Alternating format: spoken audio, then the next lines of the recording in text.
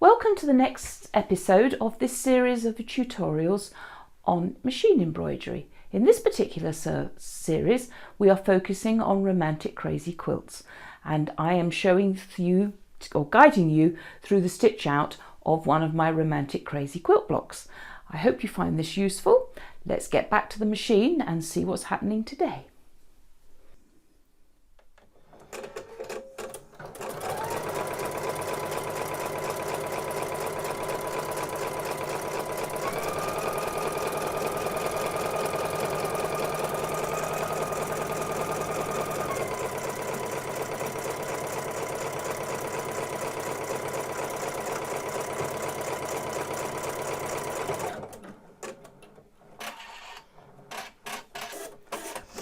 Those are all our 5 pieces all secured nicely, and we're first of all we're going to do is a motif stitch that covers this green here. Now if you're familiar with my work, you know that I love to choose my colours as I'm working.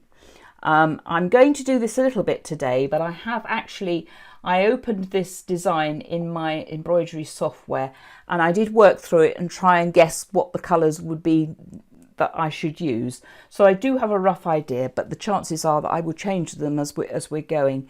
For my first colour, I've chosen Sulky 1128, which is like a coffee colour, which will look lovely on that green. So I'm happy with that choice that I've made.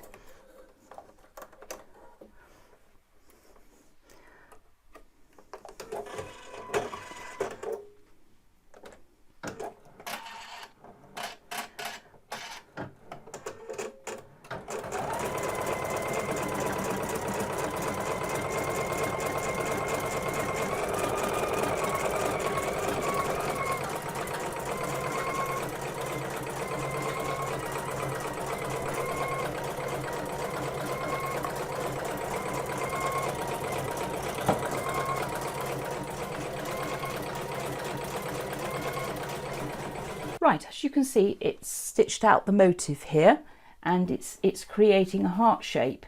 We're now going to do a motif fill on this side, and we're going to do that in a different colour, and then at some point in the embroidery we're going to put an applique of lace here in the shape of the heart that the motif stitches are using. Now I've selected a different colour for the next one. I'm going to use this green here, quite a pale green. This will be a contrast. Let's just lay it on the, as you see, it's slightly yellower than the fabric there, but it'll be a nice contrast and it'll tone that down because that's quite dark. If it had been the whole of this fabric being covered in that tan colour, I don't think I would have done it. But sometimes you don't know these things until you actually start embroidering them out.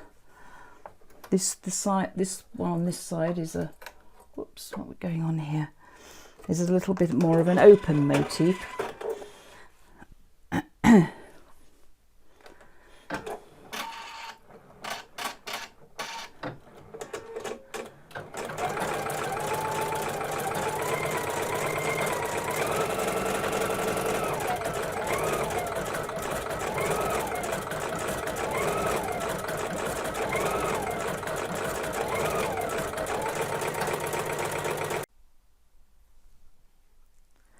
Hello, now we can see that I've done this side as well.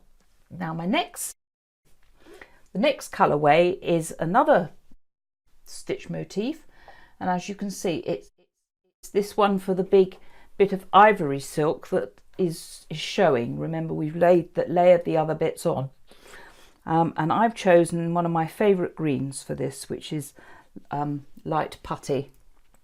I think we've got enough left on this spool. Let's take this one off. Now, I have to confess that one of the big disasters that I have in my sewing room is when I get lazy with my threads when I take them off the machine, and sometimes I just put them on the side and they all sit on the side and they all get into a tangle, and then we have an avalanche. So it's important to wind them up as best you can. Sometimes let's just thread the needle. Sometimes I put them on the side and start the next thread and then wind them up. But if you get quite an accumulation to the side there, you can have all manner of avalanches going on. So let's stitch this one out. This is quite an open weave, as we can see here, and it creates 3 little open hearts there, where a flower goes in later on. Let's stitch this one and see how it looks. Now that stitchway has finished. I'm just going to move the machine into its trim position so we can see it a little bit closer. Now there's no reason why you have to use all these motif fills. You may decide not to use them. We're going to now, the next 2 stitchways will actually give us the framework for this heart. So you'd still be able to do the applique heart even without these motif stitches underneath. Obviously you can play with designs and edit things out for a slightly different look. On reflection, and I'm very critical of my work, I would have put the green that side on the more dense motif fill, and I would have put the tan that side because it's a more open one. But I love to criticise my work because it helps you decide how to make good choices. Now this one here, this next stitchway, is actually the little centre diagonal bit, and I've decided to keep that reasonably light, so I'm going to use this very pale green Sulky Rayon 1063. And today we're going to fill in this little section of this heart here. We've got the 2 lots of motif stitches, which has given us the shape, so we can see exactly where it's going to go. And I've got this piece of very delicate lace. Now it's quite open, so I've really got to look hard to, I mean, obviously if I put it there, that's not going to work. But I'm thinking I'm going to take this lovely curve here of the flower and the scroll work, and I'm going to put it on like that. So here is my glue pen. Now you may panic when I'm actually doing this and you see this horrible fluorescent green, but I assure you that when this dries, it's clear. You don't see the green, so it's perfectly all right to use it for lace and other sheer fabrics. So that is I'm going to position it like that. Now be very careful when you're applying lace. It's so easy to select its wrong side. If you look at lace, it has a slightly dull side and a shiny side, so make sure that it's shiny. Right, I'm going to take the machine back to its current stitch.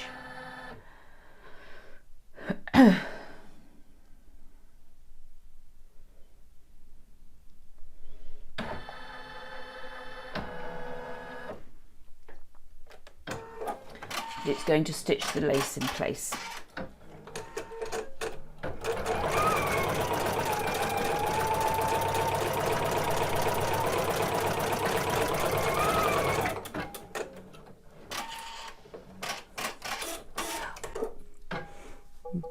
My apologies for knocking the camera. Now you have an option here when you've applied it. There is a second set of applique, and I'm tack down, and I'll probably apply that as again.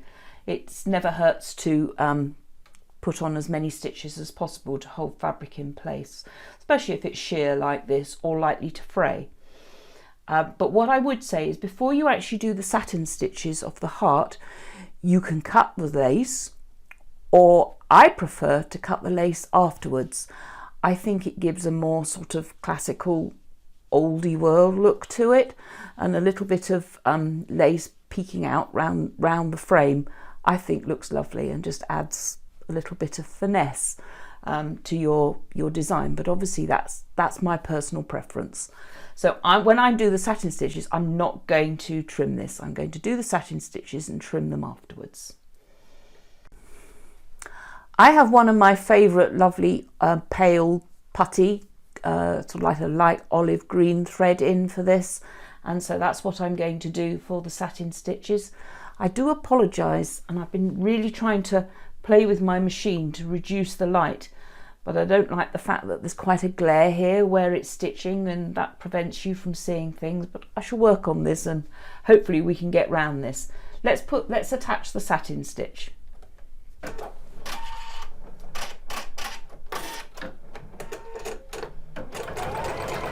Oh, that's good.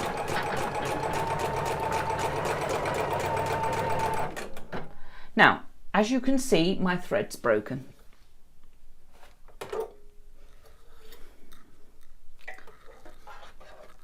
It could be that the bobbin is coming, the spool is coming to the end of its life, and I always find they're a little bit more temperamental when there isn't much thread left on the spool.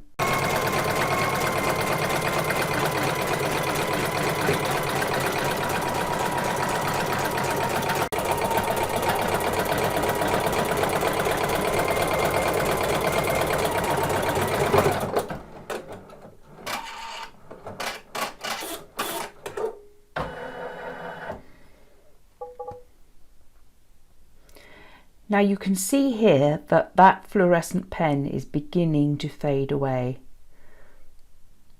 And that's the heart done. That's all for this video. There'll be another one in this series following shortly. Hope you found this helpful, and I'll see you in the next video.